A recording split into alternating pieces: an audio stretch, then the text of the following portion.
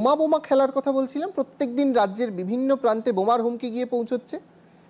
এই বোমার হুমকি যখন পৌঁছয় তখন আপনাদেরকে একবার জাস্ট মনে করাবো, এই রাজ্যে বোমার হুমকি যেমন এসআইআর কাজে বিচারপতিরা নিযুক্ত হওয়ার পর থেকেই পৌঁছেছে।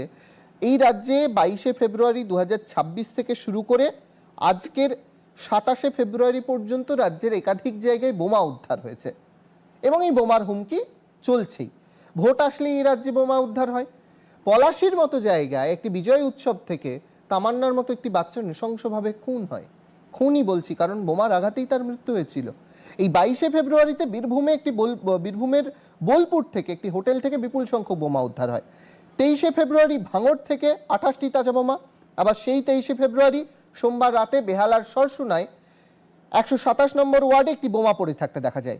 23শে ফেব্রুয়ারি সোমবার নদিয়ার কালীগঞ্জে, 23শে ফেব্রুয়ারি নদিয়ার কল্যাণী বিশ্ববিদ্যালয়ের কাছে, 25শে ফেব্রুয়ারি মুর্শিদাবাদের ডাঙ্গাপাড়া হাসানপুর এলাকায় বাড়ি থেকে 2টি তাজা বোমা উদ্ধার, 25শে ফেব্রুয়ারি মালদায় বুধবার বৈষ্ণবনগরে শোভাপুরে 15টি তাজা বোমা উদ্ধার হয় এবং আজকে ফের মুর্শিদাবাদের সাগরদিঘিতে প্রায় 15টি বেশি তাজা বোমা উদ্ধার হয়েছে। এই এত বোমা আসছে কোথার থেকে, প্রশ্নটা এখানেই। সেই ছবিটা আপনাদেরকে দেখাচ্ছি।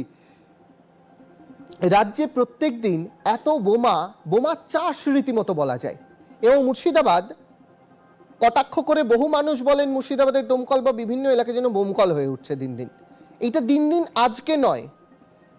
আজকে প্রসেনজিৎদা যদি থাকতেন বা সৌরভ যদি এখনো থাকতো, সৌরভরা আরো বিস্তারিত বলতে পারতো ঠিক কিভাবে প্রতি বছর এরকম হাজারে হাজারে বোমা উদ্ধার করা হয়।